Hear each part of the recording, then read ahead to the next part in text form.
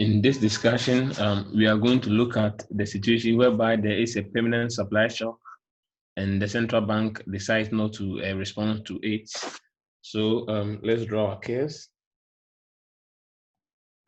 This is our long ground aggregate supply at 0.0.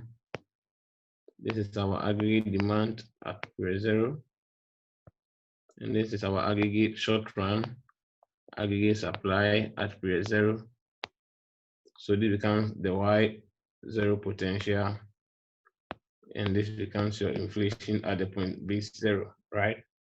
Inflation at B0. So let's say there's a negative supply, permanent supply shock. Once there's a negative permanent supply shock, it shifts the long run aggregate supply backwards. So it becomes to Y1 at a higher inflation at this point here. So if so that means the economy fallbacks up to this point, and inflation also increase up to this point, right? Now let's say if the central bank does nothing about it, then once the economic agent will just enter that, okay, now this becomes a new potential, right? So the economic agent will enter that, okay, in the long run, the economy will have to fall back from Y0 towards this point. But then in order for this one to happen, what it means that price would have to increase. So economic agent will form a higher price expectation. And like I always write, inflation, aggregate AS equals to expected inflation plus lambda Y minus Y potential plus price shocks. So once they form a high expectation, that means this one goes up. Now immediately this one goes up, it shifts for the AES curve upwards. So the AES curve will shift from here until it meets the point where the AD equals to the long run aggregate supply for this one. So it will shift until it gets to this point. So I can call this one short run aggregate supply, let's say 3, right? So it is going to shift until it gets to this point, right? That means this is going to be our inflation, and this is going to be the output level. So let me do a recap. This is our initial equilibrium. I'll call it 0.1. I'll call this part 0.1, the initial equilibrium, right? And there is a negative permanent supply shock, and the negative permanent supply shock causes our long run aggregate supply curve to shift backwards to the to this point. To this point is okay at this point, right? At high inflation 1, right? Now what we are saying is that if the central bank decides not to do anything about it in the short run, then in the long run, economic agents will anticipate that, okay, in the long run, the economy will have to fall back from this point, Y0, this point, up to this point, right? And in order for this one to happen, then they will form a higher expectation for inflation. That, okay, prices will have to increase.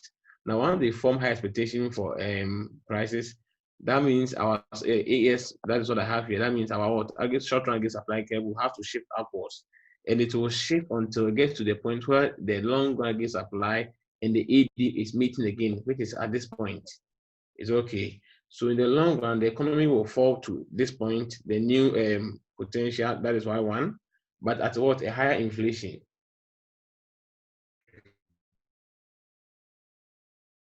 Second scenario, that is a situation whereby there is a permanent supply shock and the central bank wants to stabilize inflation. So I will draw my curve. Long run aggregate supply for 0.0 and short run aggregate supply for period. So let's say we are here. This is inflation at 0.0 and Y potential. So this becomes the initial one becomes the target, right?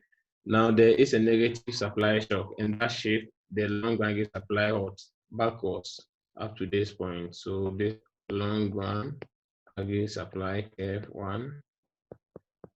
That has led to what? That has led to an increase in inflation and a lower new potential level We want to call this one 1 and this one 0, right? Now look at something, because this has caused inflation to increase. Now this is the situation whereby the central bank is targeting inflation, that it doesn't want inflation to increase. Now if the central bank does not want inflation to increase, what does the central bank have to do? The central bank can only respond to this through the monetary policy. So like I always write my monetary policy, R equals to R bar plus lambda inflation, right? So if the central inflation to come down, then the central bank will have to use tighten monetary policy. That the central bank increases this one, so that R will increase and investment will fall and output will fall. Now, one output fall, that means AD will fall. That means AD will shift downwards. So the AD will shift. Let's say it will shift up to this point. AD1 is okay. Now, great. Now, because the economic agent, so the economic agent will also anticipate that okay, once the economy will have to forward at this point, that is at this point, we are going to establish a new long-run equilibrium which is lower than this one. Then they will expect that our prices will increase. So market agents are going to form higher inflation. That is, expected inflation will increase. Now, once expected inflation increases, this will shift the aggregate supply curve right upwards. So the aggregate supply curve will shift until it gets to this point where the short run, I'll call this one short run aggregate supply curve, let's say 1. So it will shift until it gets to this point where the aggregate demand, long run, and the short run meets again, right? At this point, is okay. So it will shift until it gets to this point. It stops. So let me do a recap on this one again. We had our initial equilibrium, which was what? AD0, our initial aggregate demand curve, long run aggregate supply curve, and then short run aggregate supply curve. These were for the initial point, is okay.